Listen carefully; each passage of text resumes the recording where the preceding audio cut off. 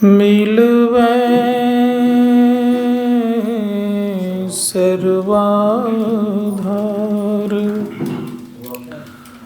मंगलमय मंगल करन बिनवा बारंबार। धन्य धन्य सतगुरु सुखदा महिमा कहिनु जाय। जो कछु कहूँ तुमरी कृपा मोते कछु न बसाय। एक बार प्रेम से बोलिए श्री सद्गुरु महाराज की जय।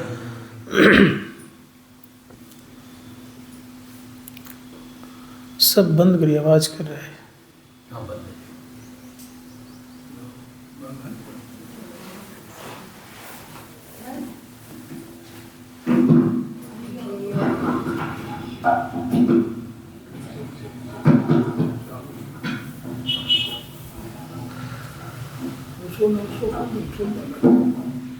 उसको बंद करिए।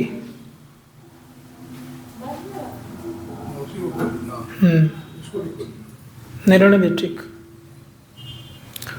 श्री सद्गुरु महाराज की जय। उपस्थित सभी धर्म प्रेमी सज्जनों, माता बहनों,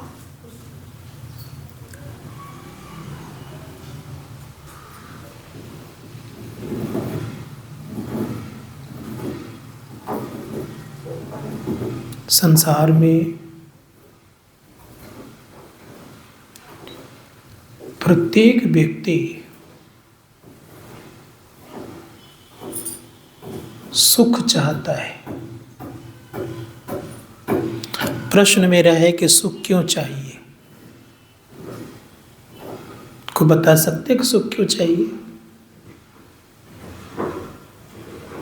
दुख क्यों नहीं चाहिए, सुख ही क्यों चाहिए? जीव का स्वभाव है सुख। Happiness is your nature. स्वभाव ही है आनंद, सुख। इसीलिए धर्मशास्त्रकार कहते हैं कि सुख ही चाहिए, दुख नहीं चाहिए। अब यहाँ पर हम लोग रह रहे, कैसा सुख मिल रहा है, कभी अनुभव किए हैं? यहाँ पर सुख मिल रहा है आपको मन और इंद्रियों का सुख। मन इंद्रियों का सुख से हम लोग लाभान्वित हैं। कौन सुख? मन और इंद्रियों का सुख। मन इंद्रियों को कितना सुख भोगने की ताकत है मालूम है कि नहीं को?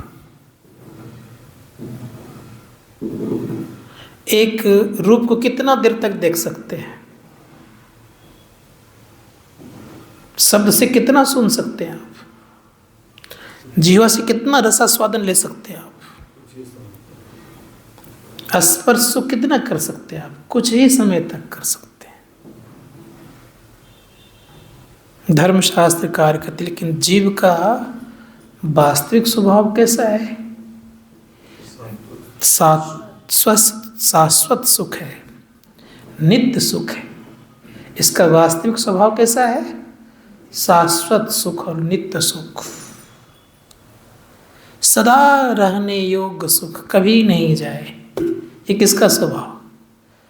जीव का स्वभाव। संत महात्मागण कहते हैं कि शाश्वत सुख के अधिकारी हैं। लेकिन अफसोस ये है कि हम इंद्रिय सुख से लग करके रहते हैं, इसलिए अल्प मिलता है, थोड़ा मिलता है। ऋषियों ने कहा कि अगर इंद्रियों से आप अलग हो जाएं तो शाश्वत सुख मिलेगा।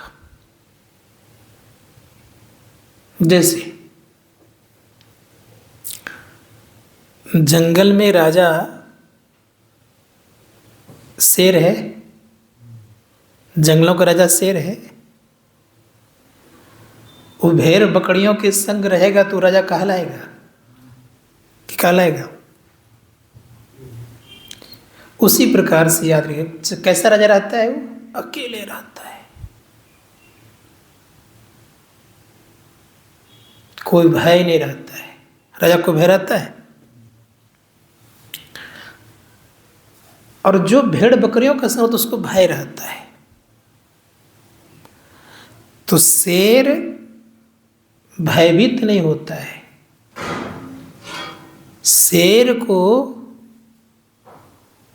अकेले रहना पसंद होता है। लेकिन किसी भी इंद्रिय को अकेले रहना पसंद है? आप देखिएगा, अकेले आप लोग नहीं रह पाएंगे। क्यों?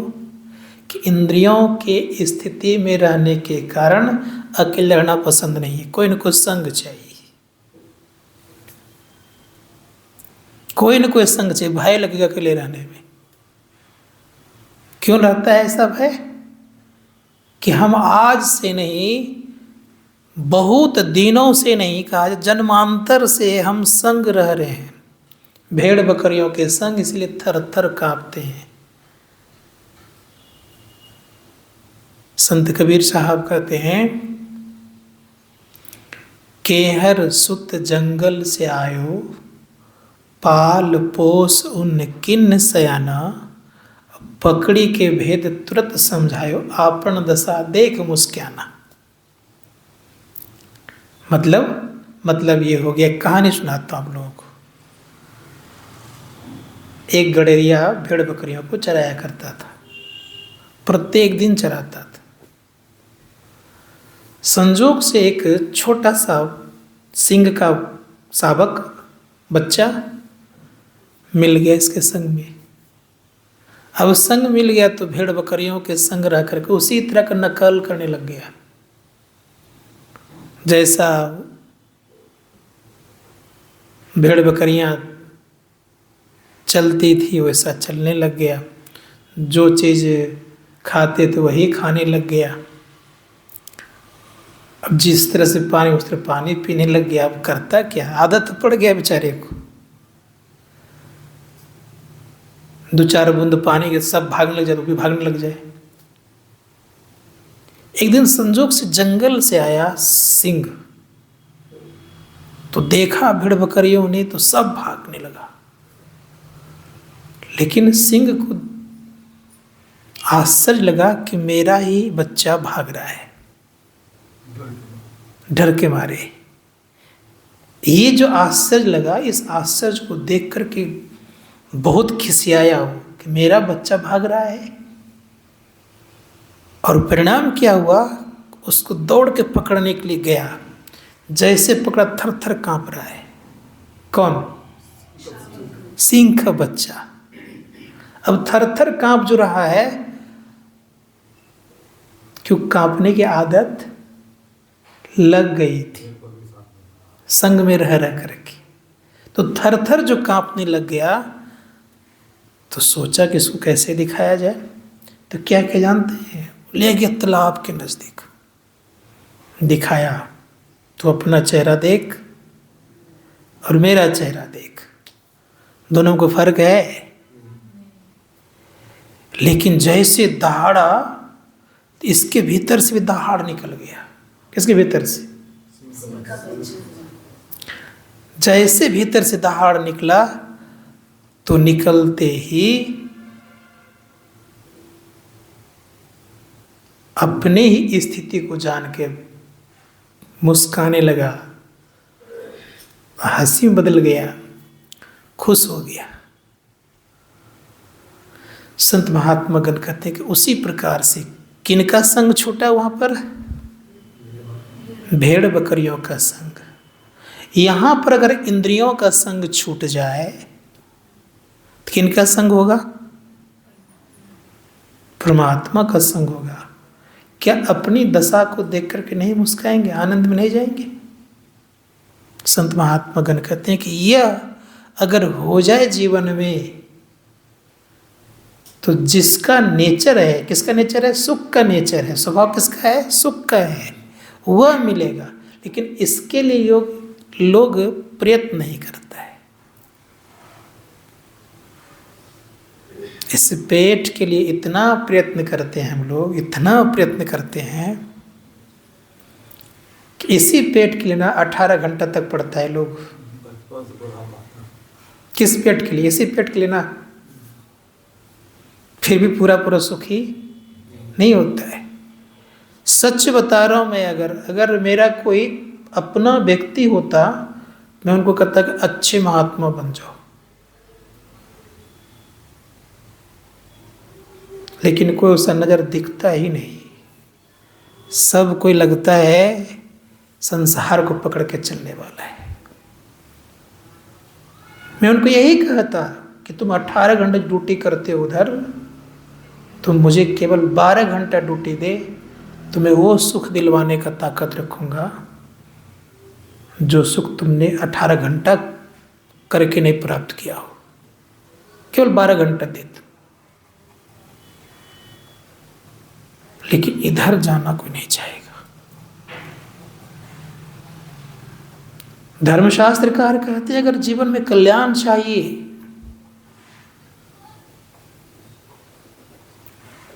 तो अपने आप को पहचानने के लिए चल पड़िए।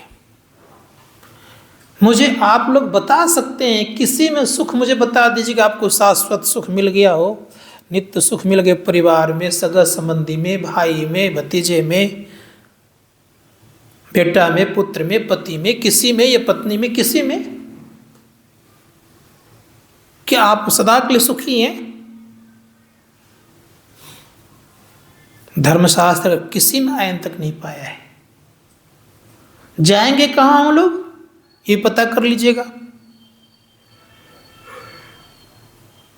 और ऐसी आदत लगी क्यों है पता है? एक गरीब के घर में गाय पल रहा था, ध्यान दीजिएगा। रूखा सूखा भूसा इत्यादि मिलता था, खाता था। गाय को गरीब ने बेच दिया, समझिएगा थोड़ा सा बढ़िया से। बेचा अमीर के घर में, उसके बहुत बढ़िया बढ़िया खाने की सुविधा थी, खल्ली, दाना, चोकर सब कुछ था। खुट्टे से बंधी हुई गाय थी। खुट्टे ज्यों ही खुली तो सीधे गरीब का घर आ गया। क्यों आया? इसलिए आ गई वो गाय, आ गई सीधे गरीब के घर आ गई कि यहाँ उसको आदत लगी हुई थी। फिर पकड़ धकड़ करके ले गया, कस के बांध दिया। वहाँ की जब आदत लग गई तब खोल देने के बाद भी गाय जाने को तैयार नहीं होने लग गई। संत महात्मा गण कहते उसी प्रकार से 10 इंद्रियों का मालिक मन है। मन ऊपर जाना इसलिए नहीं चाहता है कि आदत बनी है इंद्रियों के संग रहने का, और इंद्रियों का संग रहने के कारण, 10 इंद्रियों के संग रहने के कारण याद रखिएगा, कभी कभी अगर सुख के तरफ बढ़ भी जाते हैं, कभी कभी अगर साधक को थोड़ा सा अंदर में अनुभूति मिल भी जाता है, तो फिर लौट करके कहाँ आते हैं? कहाँ आ जाते हैं? जहाँ के तहाँ। संत महात्मा ऐसा क्यों हुआ? इसलिए ऐसा हुआ कि आदत बनी हुई है, देर तक वहाँ रह नहीं सक रहे हैं। संत महात्मा ने कहा कि अगर ये आदत छूट जाए, बहुत दिन तक वहाँ की रहने की स्थिति बनने लग जाए, तो संत कहते हैं कि जीवन में फिर इधर कभी वो रुख नहीं करेगा, कभी इधर मुख नहीं करेगा। इसीलिए संतों के विचारों के अनुकूल चलिए। संत कबीर साहब कहते, रे मन मूर्ख जन्म गमायो। का हम लोगों ने क्या किया? जन्म को गमा दिया है। संसार की सुविधा में, भौतिकता की सुविधा में जन्म को गमा दिया है। रे मन मूर्ख जन्म गमायो। इतना सुंदर जन्म गमाए हम लोगों ने कि ये सुंदर समय बार बार मिलने वाला नहीं होता है। इसलिए प्रयास कीजिए कि हम लोगों को जीवन में ये अवसर बार बार नहीं मिलेगा। क्या सोचते हैं कि ये जीवन अगर हम यूं ही गमा देंगे तो फिर जीवन मिल जाएगा? नहीं मिलेगा। इसीलिए इस जीवन को समझना पड़ेगा।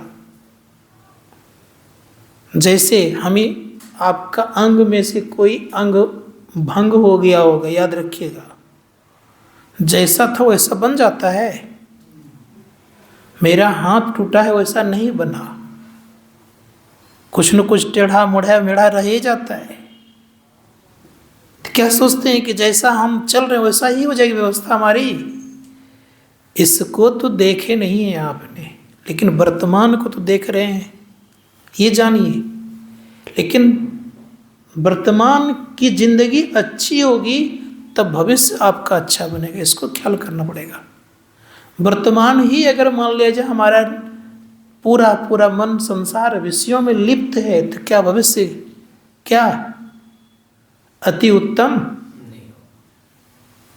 वर्तमान ही मेरा विषयों में लिप्त है तो भविष्य का जो सोचिएगा कि मेरा अति उत्तम हो जाएगा वो संभव नहीं है।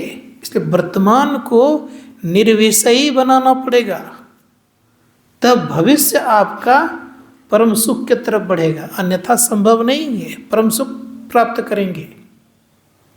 अभी विषय में डूबे रहेंगे तो उम्मीद क्या रखते हैं कि भविष्य मेरा निर्विषय हो जाएगा? ये उम्मीद मत रखिए। अब हो मिला सो तब हो मिलेगा, यही जन्म काला। जो अभी मिला है सो वही बाद में मिलेगा। अरे भोजन करते हैं जिस चीज़ का उसी का ढका रहता है कि नहीं? ठीक उसी प्रकार से याद रखिएगा, जो अभी मिला है वही बाद में मिलेगा। इसके लिए मेहनत करिए, मेहनत की बड़ी ज़रूरत है। और इसका मुख्य जरिया है सत्संग। सत्संग खूब कीजिए। धर्म के लिए जमराज और इंद्र ने दोनों ने मिल करके राजा शिवी को टुकड़े टुकड़े करवा दिए।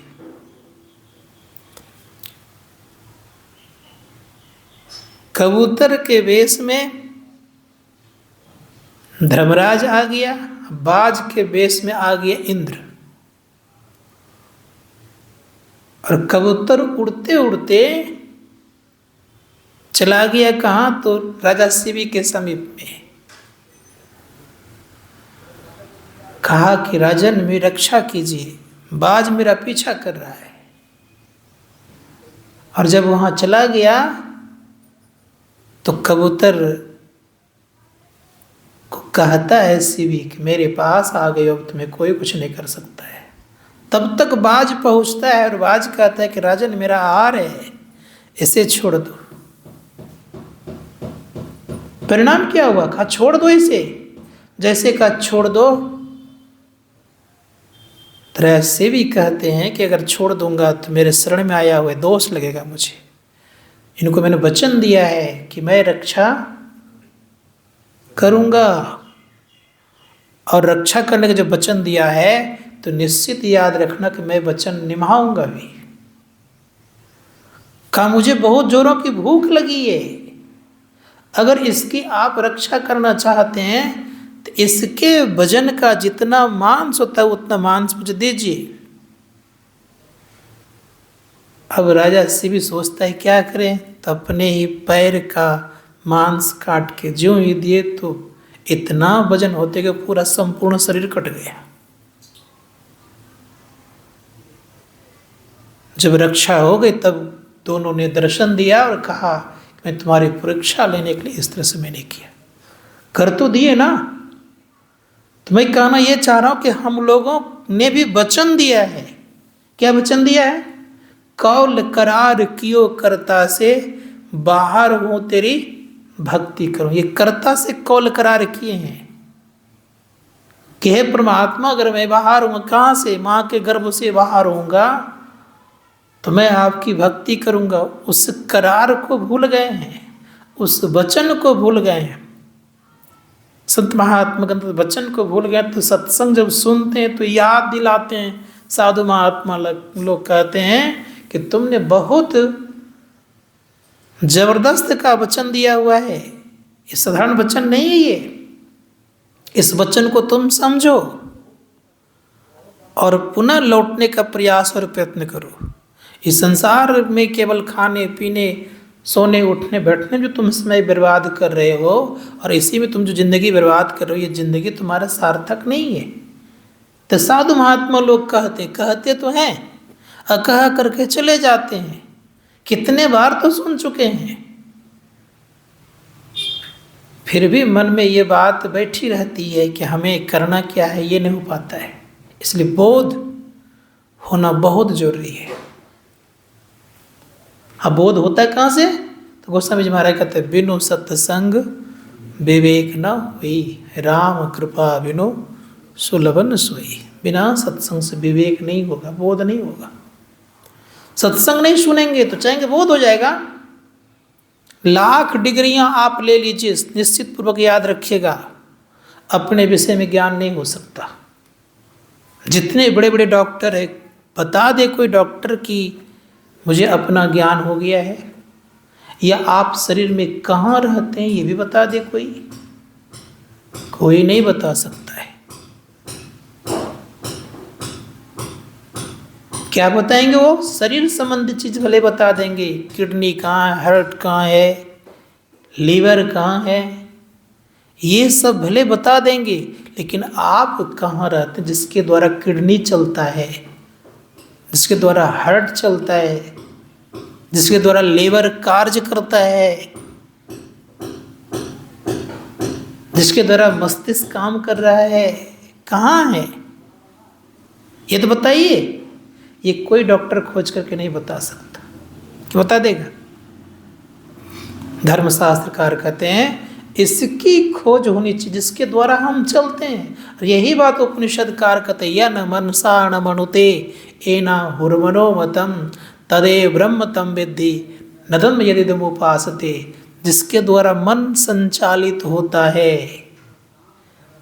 उसे हम ब्रह्म कहते हैं। मन जिनके द्वारा संचालित हो रहा है, बाजा जिसके द्वारा बज रहा है, किसके द्वारा ये बाजा बज रहा है? बिजली के द्वारा, करंट के द्वारा। करंट नहीं रहेगा तो सारा सामान रहते क्या काम आएगा? उसी प्रकार से सारी इंद्रियां मान लिया जाए यंत्र है, और मान लिया जिस आंख देखती है किसके कारण से, कान सुनता है किसके कारण से, नाक जो अच्छे बुरे सुगंध का जो फर्क करता है किसके कारण से, जीवा जो रसास्वादन करता है कभी खट्टा मीठा का किसके कारण से, स्पर्श का सुख जो भोगता है इंद्रियां किसके कारण से, चमड़े किसके कारण से, वो कौन है? जिसके कारण सब काम करता है वो कौन है? उसका पता लगाए बिना हमारा जो नेचर स्वभाव है परम सुख वो संभव नहीं है। उसका पता चाहिए, और उसका पता लगाने के लिए कहीं बाहर में जाने की जरूरत नहीं है। इसीलिए संत महात्मा गण कहते हैं कि ये ज्ञान सत्संग के द्वारा मिलता है। इसलिए गुरु महाराज क्या कहते हैं कि सत्संग करोगे ना तो सब काम बनेगा। कौन काम बनेगा? तो गुरु महाराज ने कहा कि सत्संग से जाना क्या है तो पहले जानो। गुरुदेव कहते हैं कि नित्य प्रति सत्संग कर ले प्यारा। प्यार से कह रहे हैं, समझा रहे हैं, प्यारा शब्द का प्रयोग किए हैं। प्यारा दूसरे कहता है क्या? किसको प्यारा कहता है बताइए आप लोग? सबको प्यारा कह दीजिएगा? नहीं ना, अपने को प्यारा कहा जाता है कितना सुंदर, सभी जीव उनके लिए अपने हैं, तब करें कि नित्य प्रति सत्संग कर ले प्यारा, तेरा कार्य सरे सारा। प्यारा शब्द का प्रयोग किया है, नहीं कहते हैं कि ये बहुत मुझे बहुत प्यारा लगता है। क्यों? अपना तो है तब तो प्यारा लग रहा है। ऐसे संबोधन कर रहे हैं गुरुदेव, एकदम समझिए कि अपना समझ कर कह रहे हैं। फिर हम लोग कहाँ समझ रहे हैं? नित्य प्रति सत्संग कर ले प्यारा, तेरा कार्य सरे सारा।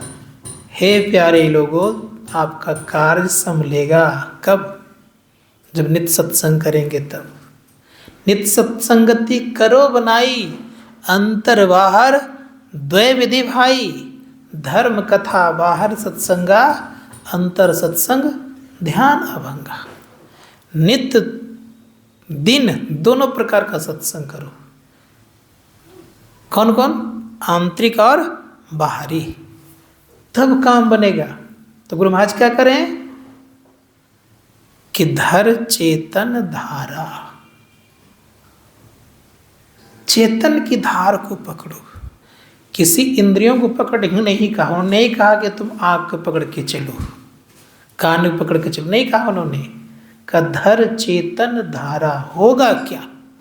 क्या होगा? का जो चेतन की धारा को पकड़ेगा वही व्यक्ति पिंड के परे जाएगा। वो उसके पहले संभव नहीं है। धर चेतन धारा पिंड के पारा, दसम द्वारे का ज्योति जगी जावे, अति सुख पावे शब्द सहारे का। ज्योति जगेगा, अति सुख प्राप्त करेंगे। सहारा किसका मिलेगा? भाई बंधु सगा संबंधी का। तब किसका? शब्द का सहारा मिलेगा। संत महात्मागण कहते हैं शब्द के सहारा से क्या होगा? जहां से शब्द आता है वहां पहुंच जाता है।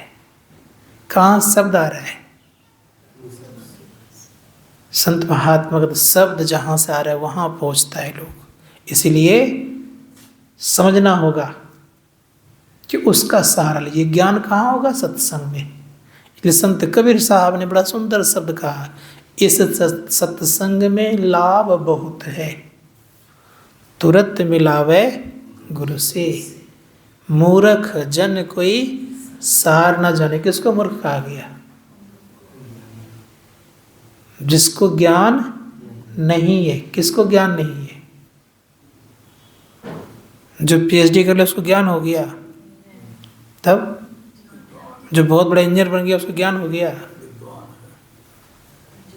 क्या कहा? मूर्ख जन कोई सार न जाने, इस सत्संग में अमृत बरसे। शब्द सा हीरा पटक। शब्द से हीरा क्या है? शब्द से हीरा पटक, मुट्ठी भरी कंकड़ से।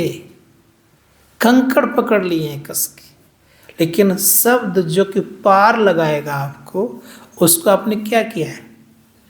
पटक दिया है। शब्द सा हीरा पटक, मुट्ठी भरी कंकड़ से।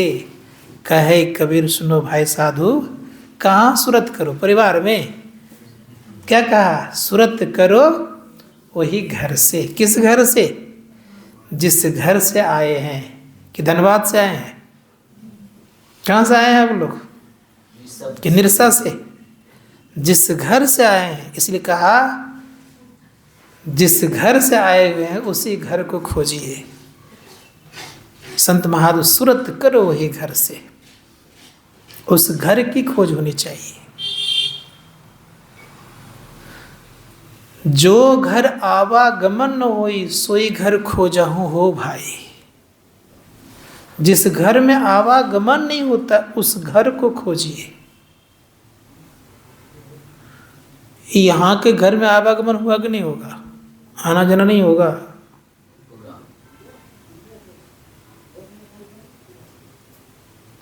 श्रावस्ती में विशाखा नाम करके एक महिला रहती थी। उनके पोते की मृत्यु हो गई। अब पागलों की नहीं करने लग गई वो।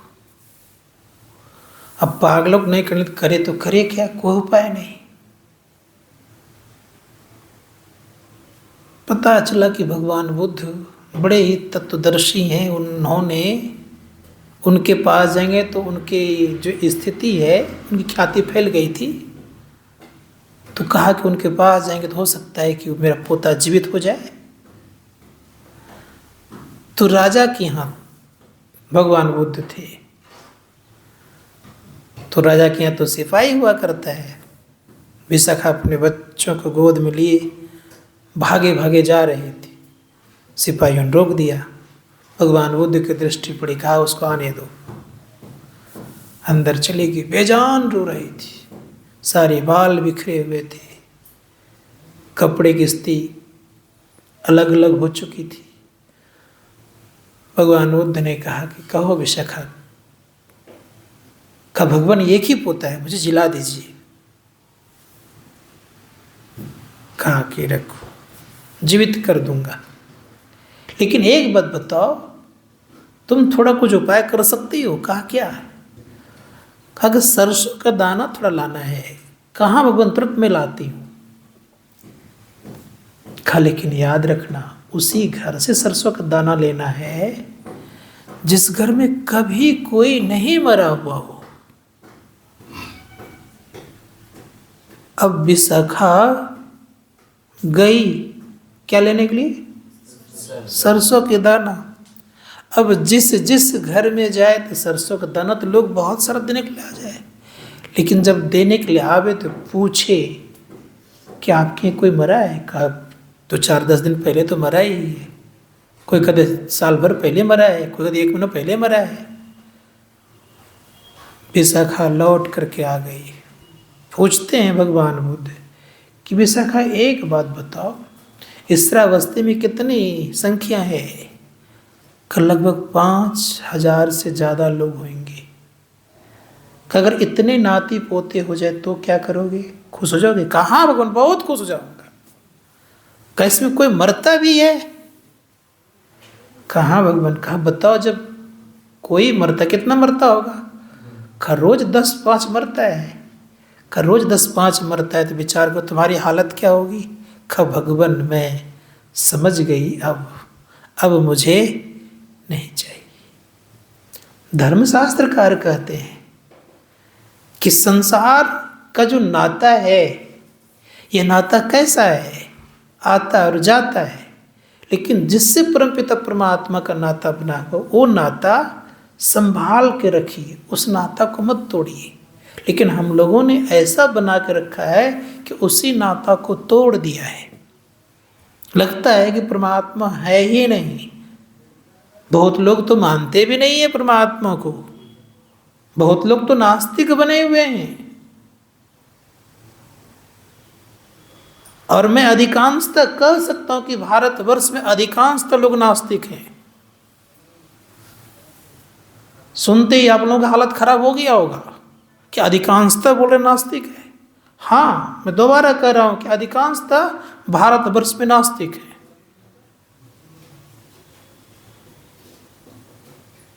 कहेंगे कैसे? यहां तो पूरा आध्यात्मिक आस्तिक है। गुरु महाराज के प्रवचन में है कि जो ईश्वर को नहीं मानता वो नास्तिक है। मुझे बताइए, जितने भी संसार में अधिकांशतः महात्मा लोग हैं, क्या ईश्वर को मानते हैं कि देवताओं को मानते हैं? सही बोलिएगा, किसको मानते हैं? देवताओं, शंकर भगवान का जाति। तो मैं नहीं कह रहा, गुरु महाराज ने कहा है कि देवताओं को मानने वाले आस्तिक प्योर नहीं है। ईश्वर को मानने वाले को आस्तिक कहा गया है। अपनी आत्मा की खोज करने वाले को भक्त कहा गया है। शंकराचार्य जी महाराज कहते हैं, प्रमाण मेरे पास है, विवेक चूड़ामणि में स्पष्ट उन्होंने कहा कि जो अपनी आत्मा को खोजता है वही भक्ति करता है।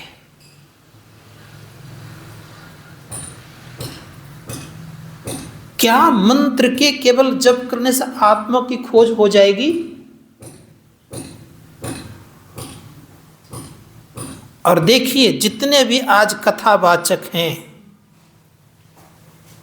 चाहे वो इंटरनेशनल हो या नेशनल हो, जिसकी ख्याति काफी फैल गई है, उन सबों को देखिए क्या करते हैं वो। मानना गलत नहीं है, लेकिन एक ही जगह पड़े रहना ये गलत है। इसीलिए संत महात्मा गण कहते हैं कि संत मत कहता है स्वयं की खोज करो। प्रकृति में हम लोग हैं, प्रकृति का संरक्षण करना हमारा कर्तव्य है, लेकिन प्रकृति को सर्वस्व मान लेना ये हमारी मुख्य भूमिका नहीं है। सर्वस्व तो केवल परमपिता परमात्मा को हम मान सकते हैं, जो कि प्रकृति को बनाए, जिन्होंने प्रकृति को बनाए हैं। इसलिए हमारे गुरुदेव ने कहा ये प्रकृति द्वय उत्पत्ति लय होवे प्रभु की। जब परमात्मा के मौज से दोनों प्रकृति उत्पन्न होता है और लय होता है तो क्या करना चाहिए? करना चाहिए ना, उनको नहीं याद करने चाहिए। संत महात्मा का तो उनको याद करने के लिए सहारा लीजिए, लेकिन सर्वस्व उनको मत बना दीजिए। बात समझ आई कि नहीं आई? सहारा अलग चीज है और सर्वस्व अलग चीज है। इसलिए संत महात्मा गण कहते सहारा और सर्वस्व में फर्क है। हम लोगों ने सर्वस्व मान लिया है। जितने भी आप संसार में देवी देवता हैं, इनकी मूर्तियों का गठन है, लेकिन जो परमपिता परमात्मा उनका मूर्तियों गठन नहीं है। उनको संत कबीर साहब ने अनगढ़ देवा कहा है। अनगढ़िया देवा कौन करे तेरी सेवा। को गढ़ नहीं सकता, बना नहीं सकता। गढ़े देव को सब कोई पूजे। और क्या है? गढ़े देव को सब कोई पूछते हैं। चढ़ावे खुआ और मेवा, अनगढ़िया देवा कौन करे तेरी सेवा। देखें उन परमपिता परमात्मा को, उनको कैसे प्रसाद चढ़ाइएगा। तो सहारा है, किसी की मूर्ति का ध्यान करते हैं, सहारा है, सर्वस्व नहीं है। सहारा लेना चाहिए। जैसे आजकल के बच्चे एक प्लास्टिक की गाड़ी का सहारा लेता है, उसी से चलाता है, घड़काता है, धीरे धीरे धीरे धीरे कहते हैं चलने लगता है। तो चलने के लिए सहारा है, सर्वस्व वो नहीं है। उसी प्रकार से किन्हीं की मूर्ति है, वो सहारा है, सर्वस्व नहीं है। इसलिए संत महात्मा गण कहते हैं कि तब क्या करना चाहिए? कहाँ तक का सहारा है? मन का ठहराव के लिए सहारा चाहिए। एक मंत्र का जप करते हैं, ये एकाग्रता के लिए है। याद रखेंगे थोड़ा सा। जप करते करते कुछ सिद्धियां मिलती है। किस कारण से? जप के कारण से क्या और कोई कारण से? आपकी एकाग्रता के कारण से सिद्धियां मिली। जप में आप पारंगत सिद्ध हो गए, आप कोई मंत्र को सिद्ध करेगा, आपको सिद्धियां मिल जाएगी। ये स्थिति बनती है। उसी सिद्धियों के आधार पर किन्हीं कुछ कह दिया तो आपको लगा रे बड़े चमत्कारी महापुरुष हैं, भगवान का दर्शन कर लिया, सो बात नहीं। तब तो कहा कि सहारा प्राप्त किए, असिद्धियां प्राप्त हो गई, आपके पास ऊर्जा आना प्रारंभ हो गया। कौन सा ऊर्जा? ऊर्जा तो वही है, लेकिन उसी ऊर्जा के सहारे से हम लोग चल रहे हैं। तब क्या किया जाए? इसको आप इस माइक, आपने बिजली को माइक से जोड़ दिया है, एम्पलीफायर से जोड़ दिया है, तो ये बजना शुरू हो गया है। इसी बिजली को आप फ्रिज से जोड़ दीजिए, क्या करेगा वो? ठंड देना शुरू कर देगा। उसी को आप ऐसे जोड़ दीजिए, आपको क्या करेगा? वो ठंड देगा। है तो एक। उसी प्रकार से याद रखिएगा, जिस किसी में उनको जोड़ दीजिए, किनको? चेतन को जुड़ा हो, जिन किसी में जुड़ा हुआ है, जिस किसी चीज़ों में जुड़ा है, उसी तरह से वो देगा सहारा आपको। तो देवताओं में है तो देवताओं में जो गुण है उनकी आराधना करें तो कुछ न कुछ देंगे वो। कहेंगे मुझे मोक्ष दे देगा, सो संभव नहीं है। इस संत महात्मा को मोक्ष प्राप्त करने के लिए क्या करना पड़ेगा? तो कहा धर चेतन धारा। कहाँ जाएंगे? तो पिंड के पारा। क्या होगा स्थिति का? पिंड के पारा दसम द्वारे का, दसम द्वारे में जाएंगे और क्या होगा? तो ज्योति जग जाएगा। परिणाम क्या होगा? अति सुख पाएंगे। यही तो होगा। और सुख के लिए तो सबको लालायित है कि दुख के लालायित है? सुख ही तो चाहिए,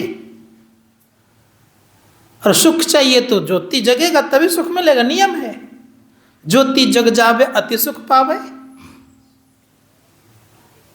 सूर्य उदय होने पर सबको जानते हैं कि दिन आ गया, कि नहीं जानते हैं? उसी प्रकार से याद रखिएगा कि अति सुख चाहिए तो सदा याद रख लीजिएगा, ज्योति जगेगा तो अति सुख मिलेगा।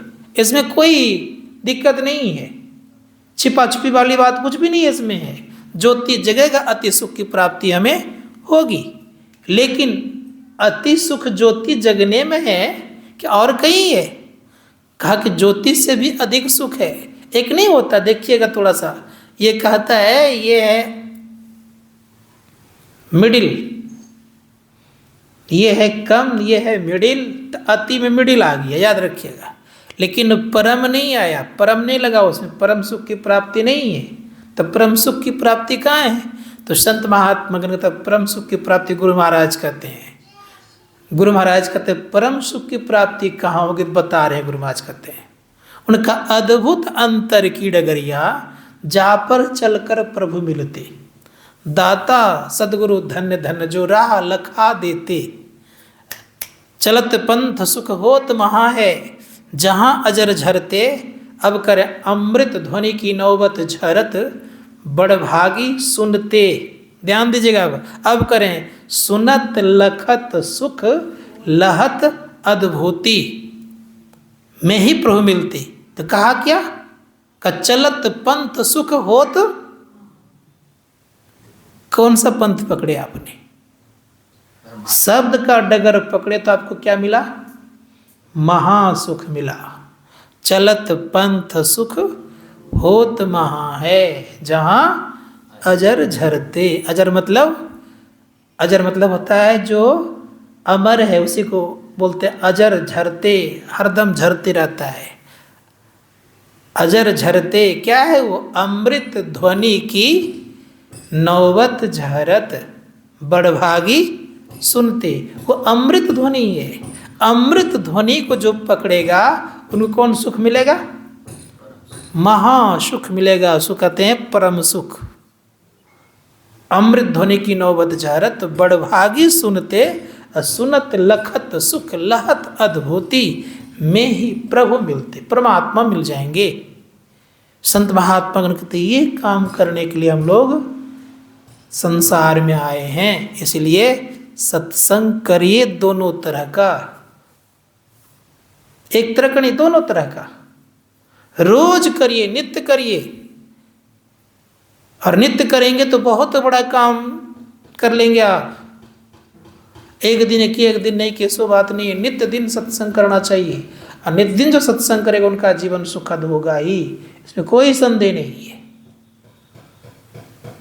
खूब सत्संग करिए। लेकिन कभी कभी मन लगता नहीं सत्संग करने में,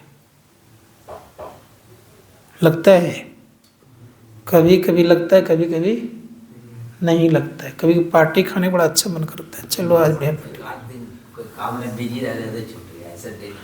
पार्टी में मन बहुत लग जाते हैं कभी कभी। इसीलिए धर्मशास्त्रकार कहते हैं मुख को मोड़िए। मुझे याद है एक घटना, सच्ची घटना बता रहा हूं आपको।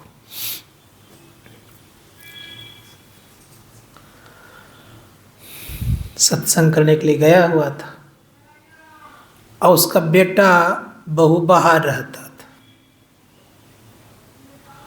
और वो आगे आके बैठता था। जब जाता था आगे आके बैठता था। और संजोग से उस बार के उसका बेटा पथो आ गया था और उसी के यहाँ प्रोग्राम था। देखे कि बैठा नहीं है, बोले क्या हो गया भाई, नहीं बैठा है, मेरे मन में आया क्या हो गया। तो मैंने पूछा, नाम भूल रहा हूँ शायद, नाम कहना भी उचित नहीं है, याद भी आ जाए तो नहीं कहना चाहिए। तो हम बोले फलाना अब उन्हें देख रहे हैं, कब पोता खिलाने चले गए उधर। हम बोले आज सत्संग में नहीं बैठे, बात किया है। तो कहा कि क्या बताया, वो उसको पोता छोड़ता ही नहीं। हम बोले वो नहीं छोड़ते कि वो नहीं छोड़ते हैं, कब पोता ही नहीं छोड़ता है। हम बोले ऐसी बात नहीं है, नहीं था तो रहता था कि नहीं रहता था, नहीं रहता था। आज ऐसी स्थिति क्यों? तो ये स्थिति बनती है, छूट जाता है। क्यों छूटता है? कि प्राथमिकता देना बंद कर देते हैं। इसीलिए प्रयास करना चाहिए, जितने भी सुख सुविधाएं संसार का है ये क्षणिक है और यहीं का है, ऊपर का नहीं है। इसीलिए संत महात्मा गण कहते हैं प्रयास कीजिए, सबसे लगाव रखिए, सबके संग रसिए, सबके संग बसिए, हाँ जी करते रहिए, रहिए अपने ठाम। बात समझ आई कि नहीं आई? कि दोहराना करना पड़ेगा फिर हमको।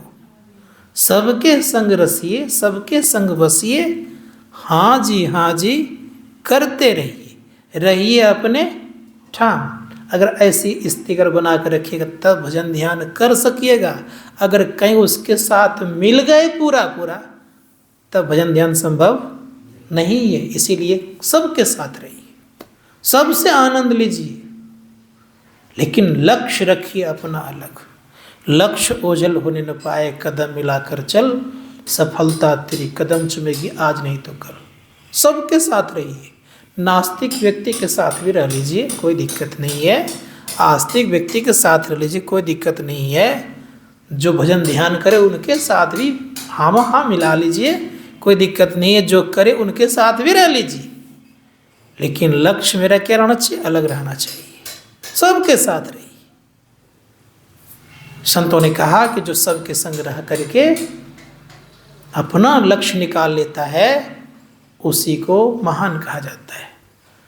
5 भाई पांडव, 100 भाई कौरव एक ही गुरु से सब कुछ सीखते थे। बात समझिएगा, पांडव भी एक ही गुरु से और कौरव भी एक ही गुरु से, लेकिन सबसे आगे निकला कौन? अर्जुन। कैसे निकल गया?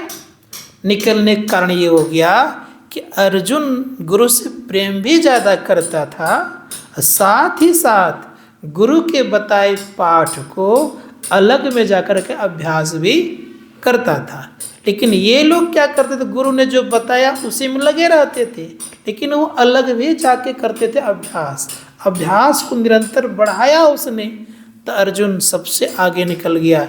इन लोगों ने अभ्यास को बढ़ा नहीं पाया, तो परिणाम क्या हुआ? वहीं पीछे रह गया।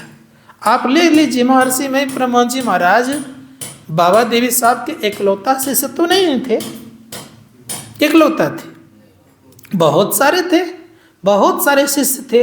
उनमें से इनका अधिक प्रचार क्यों हो गया पूरे विश्व में? कारण क्या हो गया?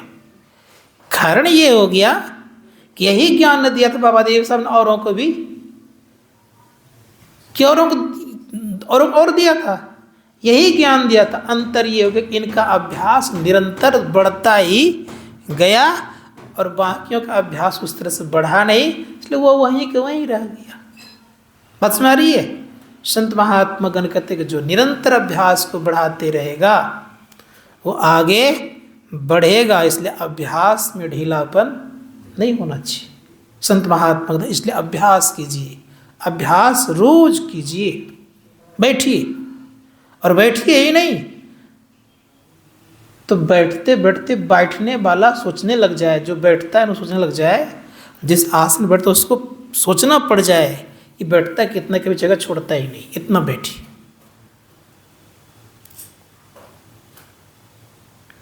और मन को बैठाइए, शरीर बैठाने से केवल नहीं, मन बैठ जाए। मन का अगर चिंतन करिएगा तब तो मुश्किल हो जाएगा। मन से कुछ और चिंतन और तन बैठा है आसनी पे, तो काम चलने वाला नहीं होगा। एक राजा था, राजा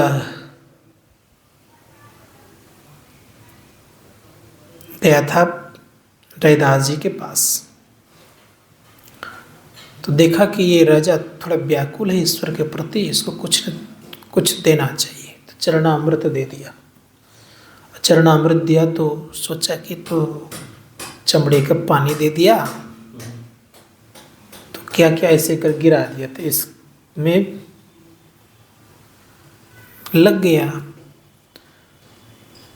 तो चरणामृत का दाग इतना भयंकर था कि छूटता ही नहीं था, दिखता था बहुत ज़्यादा। तुरंत गया, कपड़ा को खोला, कहा कि कहो जल्दी इसको कपड़े धोने वाले के यहाँ दे दे। जाके दे दिया। रैदास जी ने उससे बहुतों को उद्धार किया है, लेकिन उस जमाने में सबको उनको समझ नहीं पाए।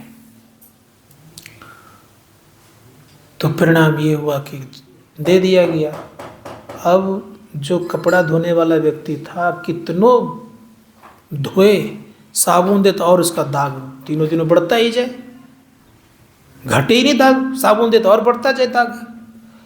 अब करे तो करे क्या, लीला होता है महापुरुषों का। क्या किया, तो अपनी बच्ची को कहा कि देखो इसको इतना चिबाओ ना कि फट जाए। अब फट जाएगा तो क्या होगा कि इसको रफू करवा करके दे देंगे, कहेंगे धोते वक्त फट गया तो मैं क्या करूँगा। अब बच्ची ने चिबाया तो चिबाते चिबाते रस जो न घुट गया, अमृत वाला जो था चरणामृत, वो रस घुट गया। घुट जब गया तो अब उसको सब कुछ दिखने लग गया, सूझने लग गया, लोग मन की बात जानने लग गया, अंतरात्मा का ज्ञान हो गया उसको। अब तो बड़े बावली टाइप की हो गई वो। संजोग से कपड़ा धोने के लिए दिया था, कपड़ा को धो धा करके सुखा करके आयरन करके राजा को देने के लिए उसी को भेज दिया, कहा तुम ही चली जाओ। अब वो चली गई तो अंदर चली जाती थी, तो जहाँ पर रानी रहती थी तो रानी को कहा कि कपड़ा लीजिए, कराया सब कहाँ है। खैर राजा साहब तो पूजा कर रहे, पूजा घर में है। तो लड़की कहती है, छोटी बच्ची थी, वो कहती पूजा कर रहे हैं कि घोड़ा खरीद रहे हैं वो। अरे क्या बोल रही हो तुम, का जाकर पता करिए घोड़ा खरीद रहे हैं। तो रानी गई पूजा कर, कहते कि आप पूजा करके घोड़ा खरीद रहे बाजार में। तो राजा को आश्चर्य लगा, रही ये क्या बात है, ये जान कैसे गई। का तुम जान गई, का मैं नहीं कह रही हूँ, वो छोटी बच्ची कह रही है। अब बच्ची के पास आए तो कहा वास्तव में मैं घोड़ा ही खरीद रहा था, किससे, मन से। तो जैसे बच्चे के पास पहुँचते का बेटे तुम जाने कैसे, कहो आपके कुर्ते में जो लगा था दाग ना, उसको मैंने चिबाते जब उसका रस मैंने घोट ली तो मुझे सब कुछ का ज्ञान हो गया। अब उनको आश्चर्य लगा। फिर रैदास जी के महाराज के यहाँ पहुँचे, कहा कि महाराज जो दिए थे चरणामृत फिर दीजिए। कहा अब नहीं, जो समय था वो चला गया। तो संत महात्मा गण कहते हैं कि भजन का ये समय है, याद रखिएगा, इस समय चला जाएगा तो फिर आने वाला नहीं है। इसको इसीलिए संत महात्मागण कहा कि ये जो अवसर है हम लोगों का बड़ा अनमोल अवसर है, इस अवसर को मत खोइए। और ये अवसर खो जाएगा तो फिर भजन नहीं कर पाइएगा। इससे आने वाला जो समय है याद रखिएगा, अभी तो हम लोग भजन ध्यान कर रहे हैं, इससे जो आने वाला समय है भजन नहीं कर पाइएगा। इसीलिए इसमें लग जाइए और मनोयोगपूर्वक लग जाइएगा तो बहुत कुछ प्राप्त कर लीजिएगा। संत महात्मा गण कहते हैं आने वाला समय इतना खराब की स्थिति होगी कि एक दूसरे को लोग जल्दी पहचानेगा नहीं, एक दूसरे को लोग सम्मान नहीं देगा, और भजन ध्यान तो करना दूर की बात रह गई। इस धर्मशास्त्रकार कहते हैं मनोयोग पूर्वक नित्य दिन हम लोग का अभ्यास करना चाहिए। जो नित्य दिन अभ्यास करेगा वो आगे बढ़ेगा। इसलिए शास्त्रकार कहते हैं कि अभ्यास निरंतर कीजिए, खूब जप करिए। ये अमृत का बेला है, एक तरफ समझिए। इसलिए कहा, संतों ने कहा कि अमृत का बेला अगर चला जाएगा तो बहुत दुख पाएंगे। ये अमृत का समय है, अमृत पान करने की स्थिति है, इसलिए हम लोग अमृत का पान करना चाहिए। बेला अमृत गया आलसी बन सो रहा, सुनता रहना। बात समझ आ रही है? कहा बेला कैसा है? अमृत का है। ये अमृत का बेला को त्याग दीजिएगा तो फिर ये अवसर आने वाला नहीं है। जो कुछ भी करना है इसी समय में कर लीजिए। ये समय पार करेगा तो संभव नहीं है कुछ कर पाइएगा। इसलिए समय पर खाइए, समय पर सोइए, समय पर जगिए, सब काम करिए। और सब काम करिए तो क्या करिए? तो मुख्य काम को कभी मत छोड़िए। मुख्य काम क्या है? मुख्य काम आपका है अपने आप के तरफ चलना। इसलिए इस काम को रोज करिए। इसलिए उपनिषद कारण कितना का नेहा भी कर्म नास्वस्ति प्रत्यवायो न विद्यते स्वल्पमस धर्मस त्रातो महतो भयात।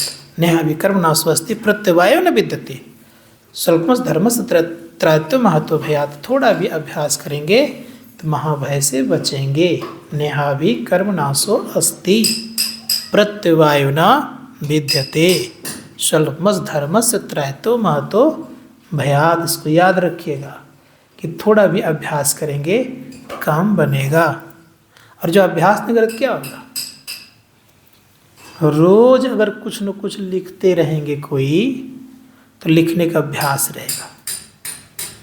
छोड़ दीजिएगा तो लिखने का मन नहीं करेगा। उसी प्रकार से जो थोड़ा थोड़ा दृष्टि का रोज अभ्यास करेगा तो एक न एक दिन कर लेगा। मैंने देखा एक व्यक्ति को अभ्यास छूटने पर बहुत काम छूट जाता है। इसलिए अभ्यास नहीं छोड़िए। जिस काम में जो लगे हुए उसका अभ्यास छोड़ दीजिएगा तो फिर करने का मन नहीं करेगा। इसीलिए अभ्यास को निरंतर बढ़ा के रखिए। और जो अभ्यास को निरंतर बढ़ा के रखेगा वो व्यक्ति आज न कल मुकाम को हासिल करेगा।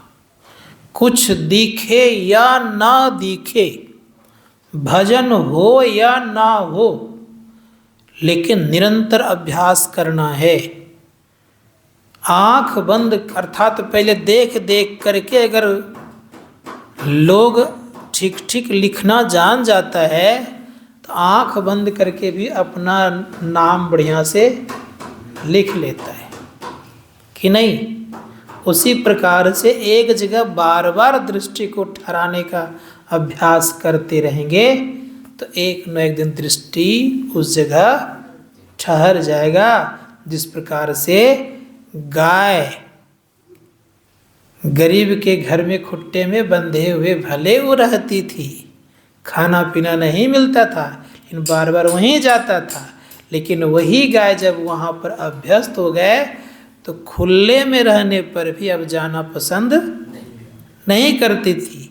उसी प्रकार से जब बहुत दिनों तक उस सुख के खुट्टे में बंध जाएगा तो फिर इधर आने का मन का नहीं करेगा।